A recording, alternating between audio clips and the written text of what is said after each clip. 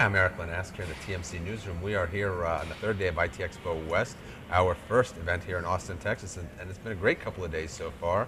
I have on the program this morning Christopher JOST. Christopher is from NSFocus. Good morning, Christopher. Thanks for joining me. Good morning. Thanks for having me over.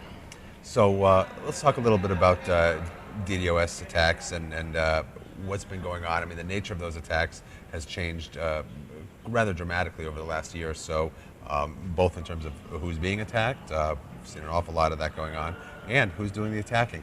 Okay, sure. Well, one of the biggest changes we've seen over time has been in the size of the attacks. The size of the attacks is getting bigger and bigger and bigger.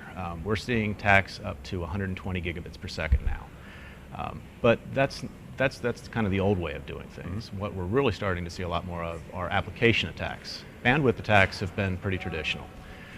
And those are somewhat easier to deflect in many ways. You can always throw bandwidth at the problem if you're in a hosted center, but for application attacks, you're actually attacking the underlying servers and applications, and those require a lot more intelligence in trying to mitigate the effects of those attacks.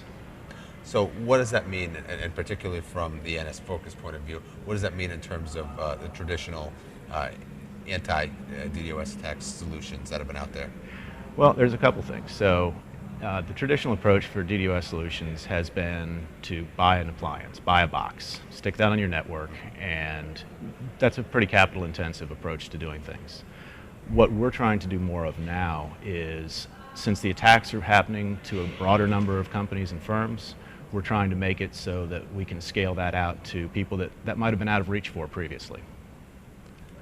What are you doing that's differentiating NSFocus in the market? What do you do differently than other vendors? Well, at our heart, we're a research company. So when we come into a new attack form, we try to propagate that out. We work with a lot of other firms. We're a major contributor to stopbadware.org. And by having that hard research arm, we have great definitions, we have great algorithms that can work on attacks that haven't necessarily been widely disseminated. Zero-day attacks, by the nature of the shape of the earth, happen the day before in China. So we see things before the rest of the world does. You know, so one of the interesting things about NSFocus, especially at a time when most vendors are broadening their horizons and broadening their scope of their products, you guys are sort of keeping a fairly focused approach. Tell me about that approach and why you're doing it that way. Well, we think the anti-DDoS market is underserved. The IPS, the IDS world, web applications, those are all fairly well entrenched in the US.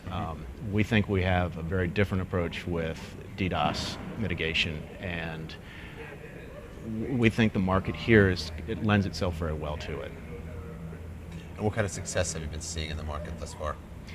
Well, up to this point, we have the largest bank in the world. We have the largest telecom in the world. We have the largest ISP in the world. So we've been, I would say, fairly successful in that area.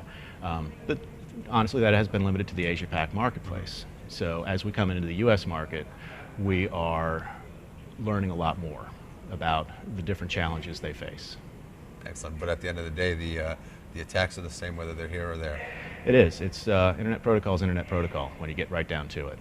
Excellent. Christopher, thank you so much for joining me, and enjoy the rest of today's show. Hey, thanks for having me.